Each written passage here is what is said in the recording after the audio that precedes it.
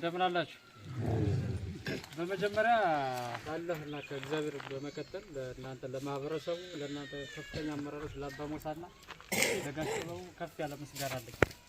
ከአርበኛ ዘመነ ካሴ ጋር በመነጋገር የአማራና የጉሙዝ ህዝብ ተቀራርቦ አብሮ በጋራ መስራት፣ አብሮ በጋራ መብላት፣ በነፃነት መንቀሳቀስ የሚችልበትን አግባብ ለመፍጠር የሄዱበት ርቀት ለእነሱ አሁንም በድጋሚ ምስጋና አለኝ። የእናንተ ማህበረሰብ ደግሞ ትናንትና ስንመጣ ግርግር የሌለው ያው የምታውቁት ነው። ተፈጥሮ የነበረው የጸጥታ ችግር መፈራራት ነበሩ። ይሄ መፈራራት የመጣው ታውቁታላችሁ፣ እርስ በርስ ነው ያጋጫል። በእኛ ማህበረሰብ ዘንድ በጣም ትልቅ ደስታ ተፈጥሯል። የኛ ህዝብ በሙሉ ሰምቷል። ከጉሙዝ ማህበረሰብ ጋር በሰላም እየኖርን እንደሆነ ህዝቡ ያውቃል። እና አባሞሳ ሰሞኑን ነግሯችሁ ይሆናል። ፈርጀሙስ፣ አባይ ዳር፣ ሌላም በዚህ አካባቢ በጣም ገባ ብለን ነበረ። አይተዋቸዋል። አብረውን የሰነበቱ እሳቸውም አብረው አይተዋል። እንግዲህ የሚነግሯችሁ ይሆናል። የአማራው ህዝብ አሁን በጣም ደስ ብሎናል እያሏቸው ነበር እናንተን ስላየናችሁ። ስለዚህ ከእናንተ ጋር የጋራ በመስራታችን ሰላም በመፍጠራችን በጣም ደስ ብሎናል። የጉሙዝና የአማራ ማህበረሰብን ግጭት የፈጠረው መንግስት ነው። የምታውቁ ብልጽግና የሚባል መንግስት ስርዓቱ ለምንድን ነው የፈጠረው ይመስላል የሚለውን እናንተ ራሱ እንድታውቁት ነው ለወደፊት። አሁን ከእናንተም በኩል የሆነን ሰው ተከፋይ ያለ ብልጽግና የሚከፍለው ምንድን ጸብ እንዲፈጠር ከማን ጋር? ከሌላው ማህበረሰብ ጋር። ከአማራው ብቻ አይደለም ከሌላው ጋር። አማራውና ኦሮሞ ወይም ትግሬው ማይጋጭ ከሆነ አገሪቱ ሰላም ትሆናለች። ሰላም ስትሆን ምን እንፈልጋለን? ልማት እንፈልጋለን። ልማት ስንፈልግ ማንን ነው የምንጠይቀው? መንግስትን። ውሃ አስገባልን፣ መብራት አስገባልን፣ መንገድ ስራልን እንለዋለን አይደል? አሁን የጤና ተቋም ተብሏል። የጤና ተቋም፣ ትምህርት ቤት ስራልን ልጆቻችን የሚማሩበት። ይህን ጥያቄ ለማንም እናቀርብ? ለመንግስት። መንግስት ያን ጥያቄ እንዳናቀርብለት እርስ በርስ ያጋጭናል። ስንጣላ ይህን መንገድ ወይም የትምህርት ቤት ስራልን ሳይሆን ፈጣሪ ሀገራችን ሰላም አድርጎ በቤቴ ባደርኩበት የሚለውን ነው እንጂ ይሄን ማንሳት አንችልም። ስለዚህ እሱ በማጋጨት ነው ስልጣኑን እያስቀጠለው ያለ። ይሄ መንግስት ፈርሷል። እኛ አካባቢ የለም። አማራ ክልል እኮ መንግስት የለም፣ አፍርሰነዋል። መንግስትን አፍርሰነዋል። እኛ ነን አማራ ክልል እያስተዳደርን ያለ። የጉሙዝ ማህበረሰብ ተጎድቷል።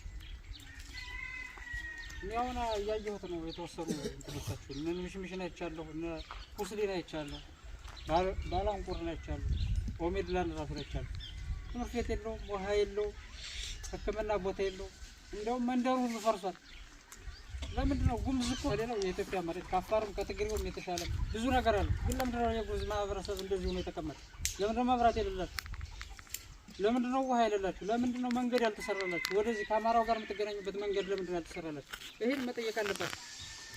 ለማን ነው የምትጠይቁት? አሁን መንግስት አይጠየቅም። መንግስት ፈርሷል። አእምሯችሁን ጠይቁት። ለምንድን ነው እንደዚህ ያደረገን? በደል አለ እናንተ ጋር። ይሄን በደል ደግሞ እንትን የምንለው በጋራ ሆነን ይሄን መንግስት ስንጥለው ከእናንተም ከእኛም የሚወክለን ሰው መንግስት ላይ ሲቀመጥ ስልጣኑን ሲይዘው።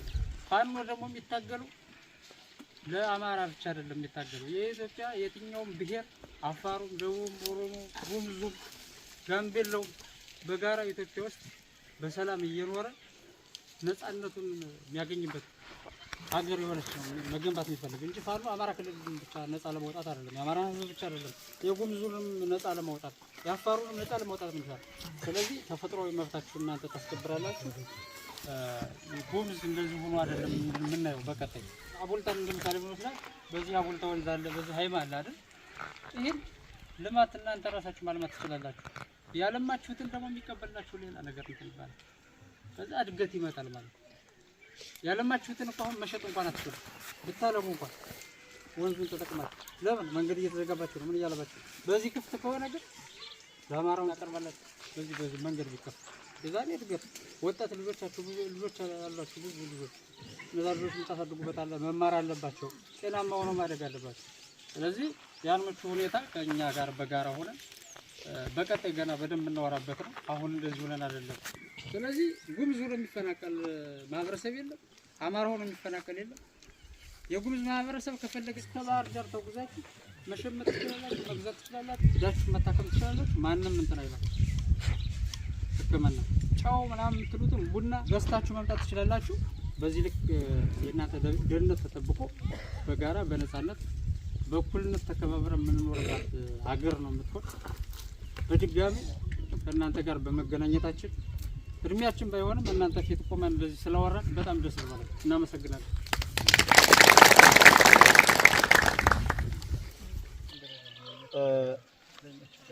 በሙላችሁ እንደምን አደራችሁ እንደምን አረፈዳችሁ። ያው እንግዲህ በአብይ አህመድና ኢትዮጵያን በመርፌ ልትወጋ በመድኃኒት መርዝ ስቦ ነው ኢትዮጵያን የወጋው።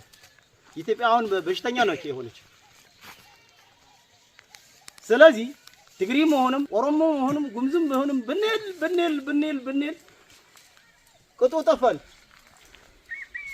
ገብሬስጦ ዘመነ ካሴ እሱ አሁን አግኝቶልናል መድኃኒት። አሁን ኢትዮጵያ አሁን በመርፌ እየወጋ ነው፣ እየዳነ ነው። አሁን እየወጋች ነው። አሁን በመርፌ እየዳነች ነው። እኔም የተናገርኩት ነው።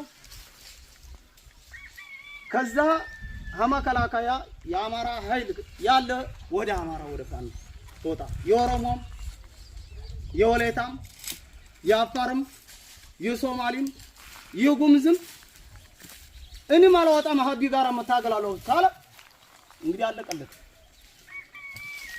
ጉዳዩ አለቀለት። እኔ እኮ እንደ ልጅ ነኝ።